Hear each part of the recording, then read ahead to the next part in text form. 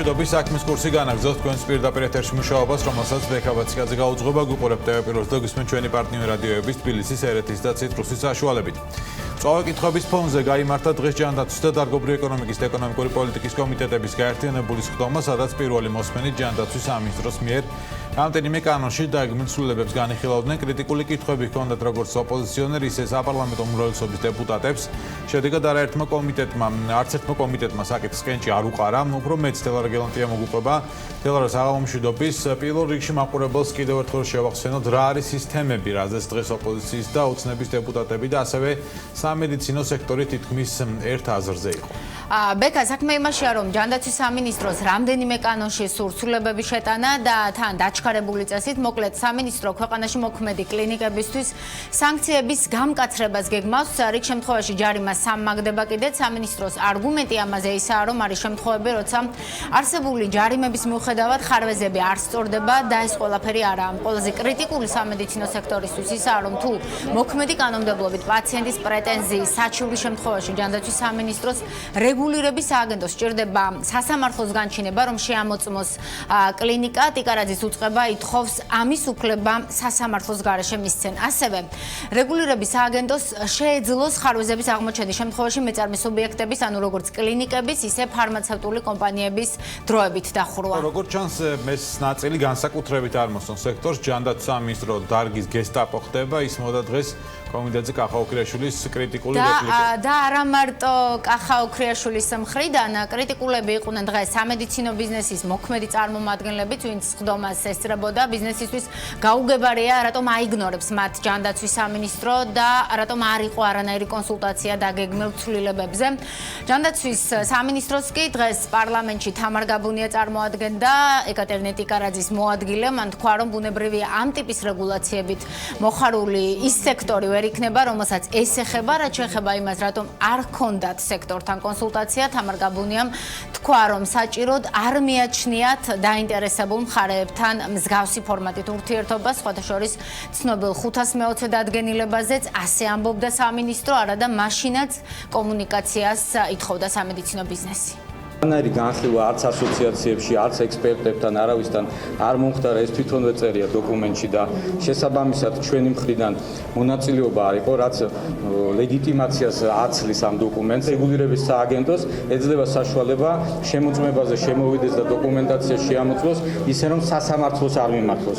ესეც ჩვენი აზრით არასწორი მიდგომა არის, იმიტომ რომ ჩვენი უფლებების დაცვა უნდა მოხდეს, როგორც მინიმუმ სასამართლოში და ასე ჩვენ პირისპირ რჩევით რეგულირების სააგენტოსთან და შესაბამისად დამოუკიდებელი არბიტრი არავინ არ იქნება. ეს არის შეუზღუდავი უფლებამოსილება, რომელიც გადაეცემა ადმინისტრაციულ ორგანოს სასამართლოს გვერდითავლით, რაც რა თქმა უნდა ფუნდამენტურად მიუღებელია. თუ არ იქნება კონკრეტულად გაწერილი ის კონკრეტული პუნქტები, რა პუნქტების შემთხვევაში შესაძლებელი იქნება ადმინისტრაციულ ორგანოს ჰქონდეს სამწარმოო საქმეების შეჩერების საფუძველი. კონსულტაციის გავლა არ ნიშნავს, რომ აუცილებლად ჩვენ ერთ აზრზე შევჯერდებით კონკრეტულ მიზანთან მიმართებაში. ამ შემთხვევაში ისიც გაჟღერდა რამდენჯერმე, რომ თითქოს სამინისტროს ფუნქცია არის ბიზნესის ინტერესების დაცვა. სასახად მინდა განვარტო, რომ ჯანდაცვის სამინისტროს ფუნქცია ბიზნესის ინტერესის დაცვა ვერ იქნება, მოსახლეობის ჯანმრთელობის დაცვა და ნებისმიერი მექანიზმი, რომელსაც ჩვენ ვიყენებთ იმისთვის, რომ მივიდეთ ამ მიზნამდე, არის მიმართული მხოლოდ პაციენტის ინტერესებისკენ. ისიც ფაქტია, რომ პაციენტებს მკურნალობენ ექიმები და არა მინისტრები, ამიტომ როცა სამედიცინო დაწესებულების წარმომადგენლები ამბობენ, რომ თუ კანონპროექტის განხილვაში არ ჩართავენ, ჩამოვიქცევითო სამინისტრომ მინიმუმ ფიქრობ ერთხელ მაინც უნდა მოусმინოს სექტორს. სხვათა შორის დღეს დარგობრივი ეკონომიკის კომიტეტის თავმჯდომარესაც არ დაუმალავს თავისი პოზიცია, როცა ბიზნესს მოусმინა, რატომ გვაყენებთ ამ მდგომარეობაში, ჩამოგითვალეთ კონსულტაციები, ვისთან გქონდათ მიმართა რომან კაკულიამ დღეს თამარ გაბუნია. კონკრეტული პასუხი არ ყოფილა, ვერც იქნებოდა, რადგან თავად მინისტრის მოადგილემ გითხრა ჩვენ, რომ არც ერთ კანონპროექტზე სექტორს არ შეხვედრიან. რატომ უნდა ჯანდაცვის სამინისტროს კლინიკების შემოწმება სასამართლოს ნებართვის გარეშე, დღეს კიდევ ერთხელ დავსვით ეს კითხვა ტიკარაძის მოადგილესთან. ჩვენი ერთადერთი мотиваცია იყო ის, რომ კლინიკა როგორც მხარე ინფორმირებულია ამის შესახებ, მანამდე ვიდრე რეგულირება იწყებს იქ საქმის შესწავლას და სამწუხაროდ არის ფაქტები და ჩვენ შეგვიძლია ეს ფაქტები გვაქვს ეს ფაქტები და ამაზეც იყო საუბარი. არა, ვერ გავასაჯაროებთ ეთიკური მოსაზრებებიდან გამომდინარე. ამ შემთხვევაში აქ სამინისტროს მისი პასუხისმგებლობა აქვს და მისივე პასუხისმგებლობის ფარგლებში თვლის მნიშვნელობა. კიდევ ერთი კანონ პროექტი, რომელსაც კენჭი არ უყარეს გაერთიანებული კომიტეტების სხდომაზე, გულისხმობს საქართველოში ახალი მედიკამენტების ხარისხის აღიარების პროცესის 7 დღიანი ვადის 1 თვემდე გაზრდას, რაზეც განმარტებით ბარათში სხვა წერია, მინისტრი ბიზნესის თხოვნით ხსნის ამ ყველაფერს, მინისტრის მოადგილეს კი მიაჩნია, რომ 30 დღე უფრო გონივრულია დოკუმენტაციების შესამოწმებლად. რატომ არ არის საკმარისი 7 დღე და ყოფილა შემთხვევა, რომ არახარისხიანი მედიკამენტები შემოვიდა ამის გამო? ესე ცალსახად ჩვენ ამის სტატისტიკა არ გვაქვს, რადგან დღეს აქტიური მონიტორინგი ფარმზე დამხედველობა ქვეყანაში როგორც მოგეხსენებათ ხორციელდება. ფარმაცევტულ კომპანიებთან თუ გქონიათ პროექტის ინიცირებამდე კომუნიკაცია და როგორია მათი პოზიცია და მათი მოლოდინები თუ იცით? ფარმაცევტულ კომპანიებთან ესეთი კონკრეტული ფოკუსირებული დისკუსია ამ საკითხთან დაკავშირებით რამდენადაც მე ინფორმაცია მაქვს არ ყოფილა, თუმცა ამ შემთხვევაში მე ვფიქრობ საკითხის გადაწყვეტა მარეგულირებლის მიერ არის რელევანტური იმდენად რამდენადაც საკითხი ეხება პროცედურულ თემას. როგორც ჩანს, არც ისე პროცედურულ თემებს, რადგან არც ჯანდაცვის და არც ეკონომიკური პოლიტიკის კომიტეტმა დღეს, როგორც უკვე აღნიშნე, კენჭი არ უყარა ამ კანონ პროექტებს და ასე უშედეგო დასრულდა სხდომა. ვნახოთ, შეცვლის თუ არა ბიზნესთან ურთიერთობის სტრატეგიას ჯანდაცვის მინისტრი და როგორ გაგრძელდება ამ კანონ პროექტების განხილვა პარლამენტში, სხვათა შორის კომუნიკაციის ფორმების დახვეწა ბიზნესთან დღეს ეკატერინე ტიკარაძის უწყებას რომან კაკულიამაც ურჩია. მადლობა თელორა გელანტიას. განვაგრძობთ საქმის კურსს. ჭავჭავაძის გამზირზე სარეაბილიტაციო სამუშაოების ძირითადი ნაწილი დასრულდა. შესაბამისად მოძრაობა სრულად აღდგა. გამზირზე რამდენიმე საპილოტო პროექტი განხორციელდა, შეიცვალა როგორც სატრანსპორტო სქემა, ისე დამონტაჟდა მიწისქვეშა ნაგვის ურნები. ორივე ინიციატივა არაერთხელ გახდა კრიტიკის საგანიც. BMG-მ გადაწყვიტა გაერკვია, როდიდან ამუშავდება ჭავჭავაძის გამზირზე მიწისქვეშა ნაგვის ურნები და რამდენად ინფორმირებულნი არიან მაცხოვრებლები აღნიშნულ სიახლესთან დაკავშირებით. თბილისელებმა ჩვენთან დედაქალაქში ნარჩენების მართვის პოლიტიკა შეაფასეს და ამ მიმართულებით არსებულ გამოწვევებზეც ისაუბრეს. თემაზე ანუკა ჯოხაძე მიმუშავა, ვნახოთ სიუჟეტი. სოციალური ქსელის საშუალებით ბოლო პერიოდში გადავსებული ნაგვის კონტეინერების ფოტოები არაერთხელ გავრცელდა, რასაც მოსახლეობის მხრიდან ცხარე კრიტიკაც მოჰყვა. როგორც თბილისელები ამბობენ, დედაქალაქში ნარჩენების მართვა არც თუ ისე ეფექტურად ხორციელდება, რის გამოც საღამოს საათებში სხვადასხვა ქუჩებზე განთავსებული ნაგვის ურნები ხშირად გადავსებულია. ეს კი ადგილზე ანტისანიტარიასა და არასასიამოვნო სუნს იწვევს. მაგ მხრივ მე მგონი არ არის ცუდად საქმე წმენდენი ყოველდღე, მაგრამ დიფერენცირება საერთოდ არ ხდება. მე გადამუშავებაზე უკვე ხმას აღარ ვიყევ, მერტო ჩემო, რა სუნთქავთ ისედაც ასედაც. ერთადად ქუჩებით მუდმივად სავსეა ნაგვით და ეს პრობლემა ჯერჯერობით არ არის აღმოფხრელი. თავი საღამოს ხედა უკვე რა სავსეა და ცოტა სუნის და ყველაფერის შემწუხებელია. ალბათ სტანდარტულად რაღაცა კონკრეტულ დღეს გააქვთ, ესე ზუსტად არ ვიცი, მაგრამ შემოხვედრია შაბათ-კვირას ძალიან დატვირთული კონტეინერები. ჩვენს მხარეს არ მხვდება, თუმცა ზედა ქუჩებზე უფრო არის ხოლმე. ქვევით იმდენად არ არის. პრაქტიკულად ამ ბოლო დროს სულ სავსეა და ძალიან ძნელად გააქვთ, იმიტომ რომ სარემონტო სამუშაოები ალბათ აქვს. კრიტიკას BMG-ის ეთერის საშუალებით თბილსერვის ჯგუფის ხელმძღვანელმა რომეო მიქაუტაძემ უპასუხა, რომელიც აღიარებს ნაგვის კონტეინერების გადავსების პრეცედენტები ქალაქში ნამდვილად ხდება. მიზეზად თბილსერვის ჯგუფის ხელმძღვანელი არსებული ტექნიკის გაუმართავობას ასახელებს. თბილსერვის ჯგუფში ამბობენ, რომ აღნიშნული პრობლემის გადასაჭრელად ევროპის რეკონსტრუქციისა და განვითარების ბანკის მხარდაჭერით 9.200.000 ევროს ღირებულების 80 ერთეული ახალი ტექნიკის შეძენა მოხდება, რომელიც თავის თავში მოიაზრებს 50 ერთეულ ნაგავმზიც. აღნიშნული ცვლილება კი თბილსერვის ჯგუფის ხელმძღვანელის განმარტებით ქალაქში ნარჩენების მართვის მიმართულებით არსებულ ხარვეზებს გამოასწორებს. ყველაზე ძირითადი პრობლემა ჩვენ გაგვაჩნია აი მხოლოდ ეს, რომ ავტოპარკი საკმაოდ მოძველებული არის და არის უბნები, მაგალითად, სადაც აი მანქანები დადიან, რომელსაც თქვათ რაღაც ტექნიკური, ასე ვთქვათ, საშუალებები იმისი არ გააჩნიათ, რომ აი ძალიან კარგად და კომფორტულად და სწრაფად მოემსახურონ, ან ნარჩენი ჩაცალონ და ასე შემდეგ. ანუ დროში იწელება ეს ყველაფერი, იმიტომ რომ თვითონ მექანიზმებიც უკვე დაძველებული არის და ეს დროში გაწელვა კიდე თავისთავად ჩვენს გვირთულებს მდგომარეობას, რომ თქვა უფრო მეტი ლოკაციები გადავფაროთ. ჭავჭავაძის გამზირზე მიწისქვეშა ნაგვის ურნების მონტაჟი უკვე დასრულდა. ეს საპილოტო პროექტი დედაქალაქის ბიუჯეტ 7 მილიონ ლარამდე უჯდება. გამზირზე 90-მდე ნაგვის ურნის მონტაჟი უკვე დასრულდა, თუმცა ჯერჯერობით უცნობია, როდის მოხდება ურნების ამუშავება. ამასთან როგორც ირკვევა, თბილისელების უმეტესობამ არც კი იცის, რომ ჭავჭავაძის გამზირზე ახალი მიწისქვეშა ურნების საშუალებით ნარჩენების სეპარაციის შესაძლებლობა ექნება. თეორიულად ვიცი, მაგრამ ჭორი მეგონა არ ვიცოდი თუ მართალი იყო. კონკრეტულად ამ ეტაპზე არა, მაგრამ სავარაუდოდ განაწილებული იქნება სხვადასხვა ნარჩენები. რაც კარგია, ვფიქრობ. იმედია მოხდება აქტიურად გამოყენებაც მომავალში. ცხოვრობდი 5 წელი ევროპაში და ამიტომ ვიცი, მაგრამ საქართველოში რომ მეცხოვრა ის 5 წელი, რა თქმა უნდა, არ მეცოდინებოდა, იმიტომ რომ ჩვენ არ გაგვაჩნია და ყოველთვის გამოცდილება უნდა და განათლება და თუ გვეტყვიან, გვეცოდინება. არ ვიცი, ამის შესახებ არ ვიცი, არ მსმენია. ჯერჯერობით აი ამ ნაგვის ურნები რომ არის, ამით ვისარგებლობთ. ამ მიმართულებით დღეს კომენტარი კახა კალაძემაც გააკეთა და დაანონსა, რომ მოსახლეობის ინფორმირებულობის გასაზრდელად თბილისის მერია საინფორმაციო კამპანიის დაწყებას გეგმავს. ანუ აპირებთ თუ არა საინფორმაციო როცა ამის საჭიროება იქნება, რა თქმა უნდა, ყველაფერს იქნება სრულყოფილი ინფორმაცია. რა სარგებელს მოუტანს მიწისქვეშა ნაგვის ურნების 7 მილიონიანი პროექტი თბილის და დათვლილია თუ არა მისი ხარჯზეფექტურობა. თბილსერვისის ხელმძღვანელი კონკრეტულ რიცხვებზე არ საუბრობს, თუმცა ერთ დაზუსტებით ამბობს, რომ 31,000 ლარიანი 3 კუბიანი მიწისქვეშა ურნების ამოქმედების შემდეგ მათი დაცლა ასეთი სიხშირით საჭირო აღარ იქნება. ზოგადად ჭავჭავაძის გამზირზე დღესდღეისობით ჩვენ დაახლოებით 2-ჯერ მაინც მივდივართ ერთი და იგივე ლოკაციაზე და ეს თავისთავად უკვე რა თქმა უნდა ეს ხარჯი არის, ხო? შესაბამისი მანქანა და ასე შემდეგ და ასე შემდეგ. ჩვენ ვთვლით, რომ ამ ურნების ექსპლუატაციის ჩაშვების შემდგომ დაახლოებითი ალბათ 3-4 დღე იქნება, როცა საჭირო გახდება თითო ურნასთან მისვლა. ანუ ეს ხომ ხვდებით ახლა ეს არის დაზოგილი, ასე ვთქვათ, სახსრები და ასე შემდეგ და ასე შემდეგ. გარდა იმისა, რომ თვითონ ზოგადად მანქანის მოძრაობაც ვთქვათ, ხო, შემოფერხებელი გარემოებაა ერთ-ერთი მოქალაქეებისთვის და ასე შემდეგ. ანუ ეს ყველაფერი უფრო გამარტივდება და უფრო იოლი იქნება ჩვენთვის. როგორც ირკვევა, მიწისქვეშა ნაგვის კონტეინერების მოწყობა ჭავჭავაძის გამზირთან ერთად ყიფშიძის ქუჩაზეც დაიწყება. მოკლედ ფაქტია კი დასრულდა ჭავჭავაძის გამზირის სარეაბილიტაციო სამუშაოები. დამონტაჟდა კიდეც მიწისქვეშა ნაგვის ურნებიც, მაგრამ მათი სრულფასოვნად ამოქმედების დრო ჯერ კიდევ სხვა დაუსრულებელ სამუშაოებზეა დამოკიდებული.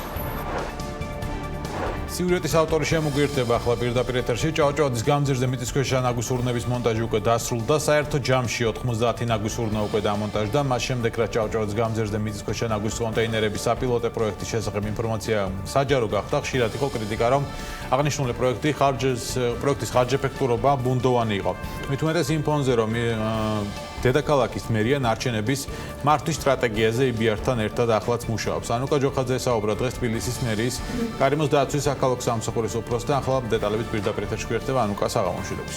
ბეკა საღამოშვიდობის. დღეს დიდი იმედი გქონდა, რომ აღნიშნულ საკითხებზე საუბარს თავად თბილისის მერის მოადგილესთან, მაია ბითაძესთან შევძლებდით, თუმცა სამწუხაროდ მიუხედავად დიდი სურვილისა, ჩვენ შორის კომუნიკაცია აღნიშნულ საკითხზე ვერ შედგა.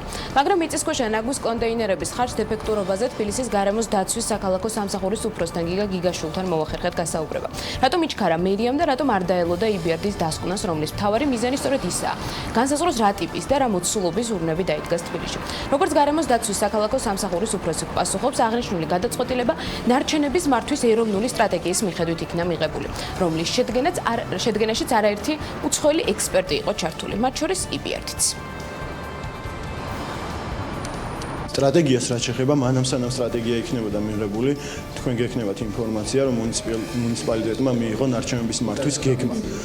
ამასთან ერთად არსებობს ნარჩენების მართვის ეროვნული სტრატეგია, რომელიც კონკრეტულ მუნიციპალიტეტებს და ზოგადად მუნიციპალიტეტებს უწესებს ჩარჩო გეგმას, თუ როგორ უნდა მართონ მათ ნარჩენები. შესაბამისად, ჩვენ მუნიციპალიტეტს 2020 წლიდან გვევალებოდა, რომ გადავსულიყავთ სეპარირებული ნარჩენების მართვის სისტემაზე, რასაც მუნიციპალიტეტი ახორციელებს, მათ შორის სხვადასხვა ორგანიზაციების დახმარებით და სწორედ USAID-ის დახმარებით ჩვენ შევიმუშავეთ 5 წლიანი მართვის გეგმა, რომელშიც ზუსტად არის გაწერილი, რომ მუნიციპალიტეტი ეტაპობრივად უნდა გადავიდეს ნარჩენების მართვის სეპარირებულ სისტემაზე. ამისთვის ჩვენ 50 ლოკაციაზე უკვე განვათავსე სეპარირებული ურნები და უშუალოდ ქუჩას რაც შეეხება, ჭავჭავაძე არის პირველი ქუჩა, სადაც დაინერგა ეს სისტემა. თუ ნარჩენების მართვის კუთხით ბოლო პერიოდში მიღებული გადაწყვეტილებები უკვე შემუშავებული ნარჩენების ეროვნულ სტრატეგიას ეფუძნება, ჩნდება კითხვა, რა მიმართულებით ველოდებით საინვესტიციო ბანკის ექსპერტების მხრიდან მოსაზრებებს. და უშუალოდ რა ნაწილში გვეხმარებიან EBRD-ის ექსპერტები, რომლებიც ნარჩენების მართვის სტრატეგიაზე მუშაობენ და რომელშიც 500,000 ევრო იხარჯება. ამ კითხვაზე მერიაში ასე გვპასუხობენ.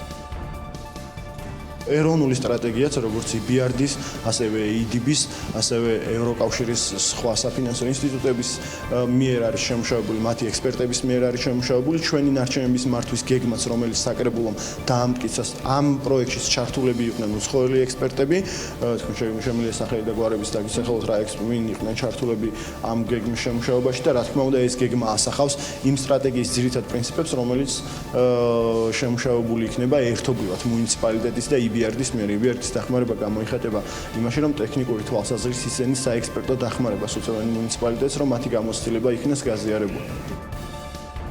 როგორ დათვალა თბილისის მერიამ რა მოცულობის და რამდენი მიწის ქვეშა კონტეინერი სჭირდებოდა. როგორც ჩვენთან, რამდენიმე თვის წინ თბილისერის ჯგუფის ხელმძღვანელი რომეო მიქაუტაძე ამბობდა კონტეინერების მოცულობების, რაოდენობებისა და განთავსების ადგილების განსაზღვრა განხორციელდა მუნიციპალიტეტის სამსახურებისა და კომპანია სისტრას მონაწილეობით, რომელიც დღეს საზოგადოებრივი ტრანსპორტის მარშრუტების დაგეგმარებაზეა პასუხისმგებელი. დღეს კი გარემოს დაცვის საქალაქო სამსახურის უფროსი ჩვენთან ამბობს, რომ სისტრას ამ ნაწილში ჩართულობაზე ინფორმაცია არ აქვს.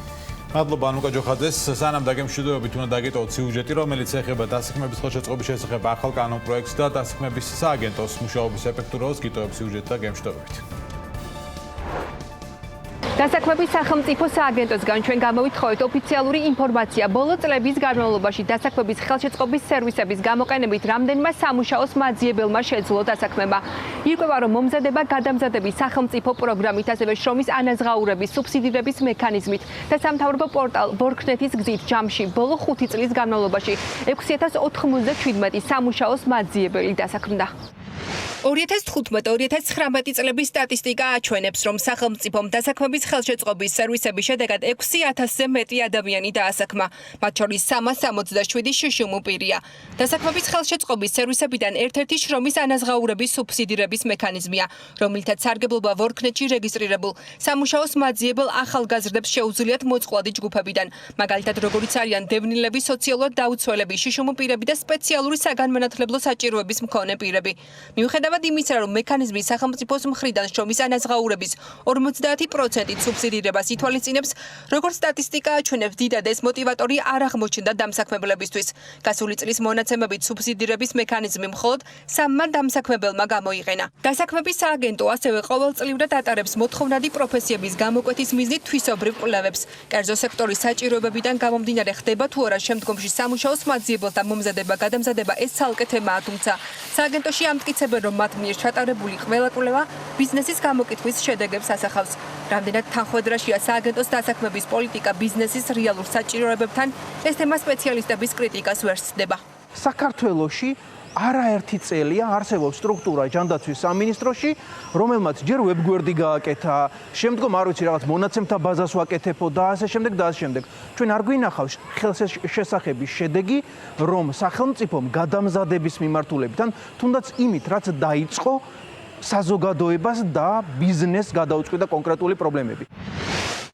რაც შეეხება ბაზრის ყველაზე მოთხოვნად პროფესიებს, გასული წლის მდგომარეობით სააგენტოს ცნობით შრომის ბაზარზე ყველაზე საჭირო კადრი სასტუმრო საქმის სპეციალისტია. ჩამონათვალში ყველაზე ბოლო ადგილზე აღმზრდელის, მზარეულის, მიმტანისა და რესტორნის სერვის მენეჯერის პოზიციები მოხვდა. კერძო სექტორის გამოკითხვის შედეგად ცხადი ხდება, რომ მათთვის დასაქმების ხელშეწყობის სერვისები დიდად ხელშესახები არ არის, რადგან ხშირ შემთხვევაში ბიზნესს საჭირო კადრის მოსაძიებლად წასვლა უცხოეთში უწევს, რადგან ადგილობრივ ბაზარზე სათანადო კადრის მოძებნა ძალიან ჭირს. ბიზნესს ჭირდება ერთი ტიპის კვალიფიკაციის პროფესიონალები, რომლებიც შრომის ბაზარზე არ ყავს, ან ყავს ძალიან ცოტა. შესაბამისად, ბიზნესს ამ მიმართულებით ექნება სერიოზული პრობლემა, მაგალითად, ახორციელებთ აგრარულ სექტორში რაღაც პროექტს და თქვენ გჭირდებათ ადამიანები, ვინც იცის მაგალითად როგორ გააშენოს კონკრეტული ხეხილის ბაღი, როგორ მოუაროს ამას. ესეთი ადამიანები არიან ცოტანი. ხშირად უწევს ბიზნესს ამ ადამიანების, ამ პროფესიონალების, მათ შორის საზღვარგარეთ მოძიება, ჩამოყვანა, ან მათი მომსახურების დისტანციურად მიღება და ამაში ბუნებრივია საკმაოდ დიდი ანაზღაურება იხარჯება. ბიზნესის ინტერესი რა არის? ადგილზე მომზადდნენ ან გადამზადდნენ ასეთი პროფესიონალები. ბაზარზე სათანადო კვალიფიკაციის მუშახელის პრობლემა ხშირ შემთხვევაში გადამწყვეტი ხდება ბევრი ინვესტორისთვის, რადგან სწორედ ამ მიზეზით უარს ამბობენ ქვეყანაში ინვესტიციის განხორციელებაზე. სავაჭრო სამრეწველო პალატის ხელმძღვანელი მიუთითებს, რომ სახელმწიფო პროგრამების ფარგლებში იმ კადრების გადამზადება უნდა ხდებოდეს, რა საჭიროებაც რეალურად ბიზნესს უდგას. თავრობა იძახს, რომ მე აგერ ვამზადე პროგრამებს და აგერ პროფესიული განათლება აგერ არის და აგერ არიან სტუდენტები, რომელმაც დაამთავრეს ეს პროგრამები, ბიზნესი იძახს, რომ ესეთ ხალხი მე არ მჭირდება. ანუ ეს იმის ბრალია, რომ ბიზნესის მოთხოვნების შესაბამისი პროგრამების განხორციელება არ ხდებოდა და ეს იმის ბრალია კიდევ რომ მოთხოვნები ბიზნესისგან იცვლება. ანუ მე რომ თქვი რომ დღეს მჭირდება აი ასეთი შემღდუღებელი, იმან მთავრობა წავიდა და პროგრამა შექმნა ზუსტად ამ ჩემ მოთხოვნებზე გამოწრთო 2 წლის მერე ადამიანი, 2 წლის მერე მე სხვანაირი შემდგებელი მინდა, იმიტომ რომ ტექნოლოგია ძალიან მაღლა მიდის. ამიტომ მე უნდა ვთქვა ბიზნესმა, უნდა თქვას, რომ მე 3 წლის მერე როგორი დამჭირდება. ნახოთ რა შეიცვლება შრომის ბაზარზე. სოციალური მომსახურების სააგენტოს ფუნქციები 1 იანვრიდან უკვე გადაიბარა დასაქმების სააგენტომ. ახალმა უწყებამ დაანონსა, რომ მასშტაბურ მომზადება გადამზადების პროგრამებს კერძო სექტორთან აქტიური კომუნიკაციით გეგმავენ. რას შეცვლის ახალი სტრატეგია, ესეც გამოჩნდება.